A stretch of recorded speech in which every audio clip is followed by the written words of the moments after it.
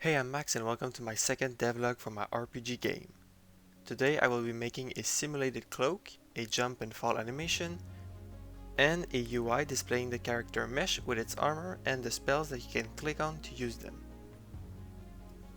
First, I decided to tackle the biggest fish and started with the Cloak Simulation.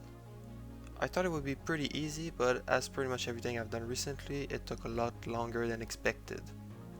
Once you know how to do it, it's really easy, but I didn't know how to do it. I watched a couple YouTube tutorials, but they all had the cloak on the character mesh. I want to have the character mesh without the cloak so I can have different cloaks on it. I don't want to re-import the character mesh with every cloak because that's not very efficient. I want to have the cloak as a separate mesh from the player so I can put it on and change it to whatever I want. The simulation setup was actually really easy with Unreal, but my collisions were not working. The first issue I noticed was that my simulation normals were very huge compared to the cloak. I searched a bit and apparently that's because when you import something into Unreal Engine from Blender using the meters unit, it multiplies it to get centimeters unit because Unreal uses centimeters for some reason. But when it does that, it does it wrong with some stuff like the simulation normals. So I had to re-import my cloak in centimeters and now the simulation normals were fine. But the collisions with my players were still not happening, and instead my cloak just looked like a balloon. I searched for a very long time to find why it wasn't working. I'm talking about over 2 days of searching. First I thought simulating physics on my cloak would work, but that's not what it used for at all, it just made my cloak fall down. Then I tried to enable collision with environment, but that only made my cloak collide with the player's capsule and not the player mesh. After 2 days of searching and trying different things without making any progress, I decided to clear my mind a little by doing the jump animation. The setup was pretty easy and my animation was perfect already. Okay, no, it looked pretty bad, but I fixed it a little and now it looks pretty good.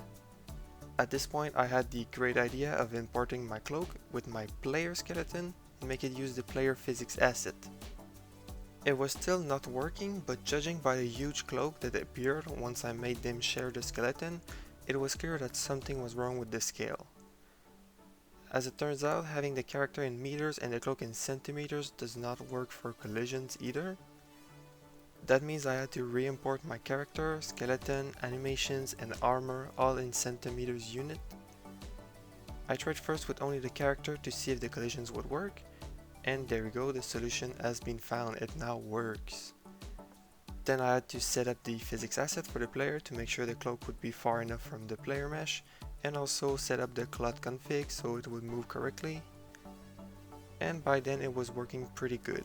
But my animations were still messed up, and the armor is at the wrong scale because of the unit change, so I had to re-import everything in centimeters. It was a pain, but thankfully I didn't have too many assets, so it wasn't that long. I simply had to scale everything up by 100 in Blender and also fix the animation by scaling the curves. And then simply re-import them into Unreal. And now the cloak simulation was working pretty good even with the character armor. Next I set up a scene capture on a copy of my character to draw on the UI. I could have just used an image, but I also wanted to show the player's current armor. Also, I could have used the player character directly, but I didn't want to show all of the animations.